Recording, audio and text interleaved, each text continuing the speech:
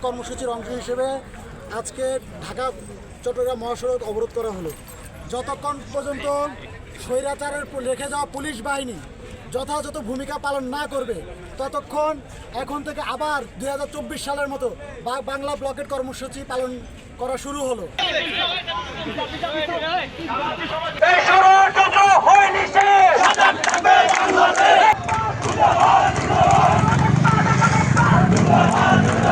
এই ইন্টারিম সরকার থাকার পরেও যে সরকারকে আমরা নিরপেক্ষ সরকার বলতেছি, সেই সরকারের আমলে যদি রাজনৈতিক দলগুলা গোপালগঞ্জের মতো জায়গায় প্রোগ্রাম কর্মসূচি না করতে পারে, আমার তো মনে হয় না রাজনৈতিক দল ক্ষমতায় আসলে ওই জায়গাগুলা আর কখন স্বাধীন হবে।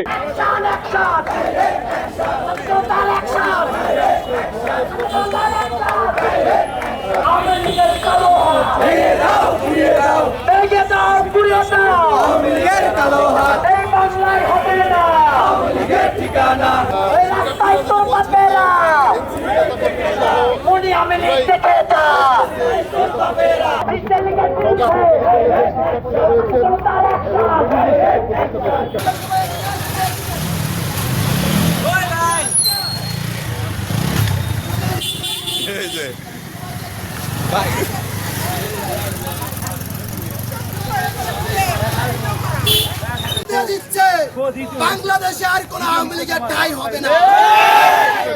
আজকে গোপালগঞ্জে বৈষম্য বিরোধী ছাত্র আন্দোলনের সাবেক নেতাদের উপর যে হামলা চালানো হয়েছে, এই হামলার তীব্র নিন্দা জানিয়ে প্রশাসনকে বলবো, আপনারা যত তাড়াতাড়ি সম্ভব তাদেরকে গ্রেপ্তার করে আইনের আওতায় আনুন।